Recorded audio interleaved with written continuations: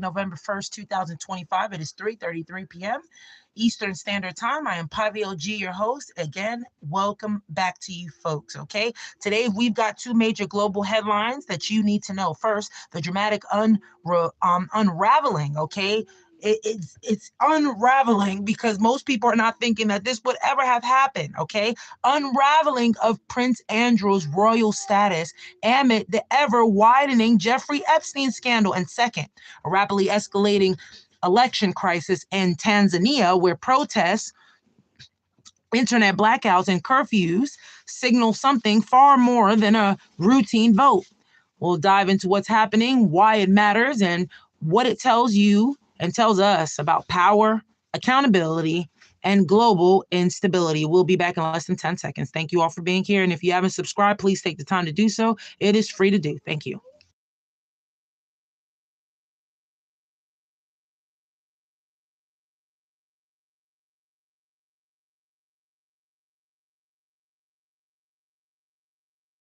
All right, folks, we are back, and Prince Andrew, once second son to King Charles III of the United Kingdom, is officially being stripped of his royal titles and honors. He will now be known as Andrew Mountbatten Windsor.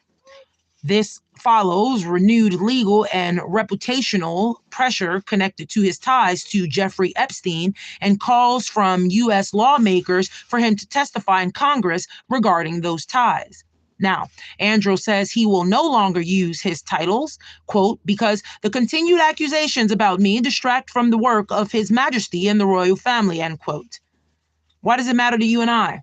Well, this is a sign that the British monarchy is responding to public and global pressure in a way it hasn't before, enforcing consequences on a senior royal for scandal-linked behavior.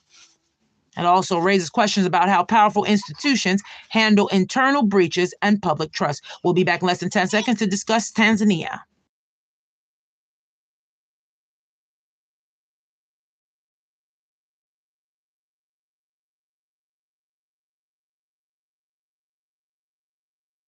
A lot of folks are not aware, but in Tanzania right now, following the October 29th presidential election, widespread protests erupted amid reports that key opposition candidates were barred and the internet was shut down. A nationwide curfew was imposed and the military was deployed. The opposition party claims up to 700 people have been killed in the crackdown across several cities. The United Nations reports credible sources that at least 10 have died so far. We'll be back in less than 10 seconds to keep discussing Tanzania.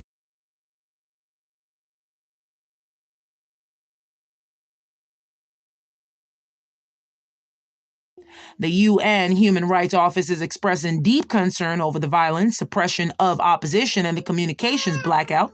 And why does it matter? Why would it matter to you, my listener, right now? Why would it matter even to me? Because this is not just a local election story. It signals how democratic processes can be undermined and how state power can shift rapidly into repression. For global watchers, it reminds us that instability anywhere can ripple outward. But why does both of these stories matter? Why would you think?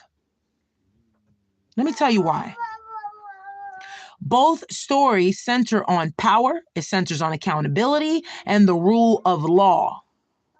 One in a high-profile Western institution, the other in a nation facing authoritarian drift.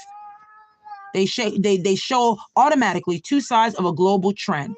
Elites losing privilege due to scandal, Andrew, and governments tightening control in the face of dissent in Tanzania.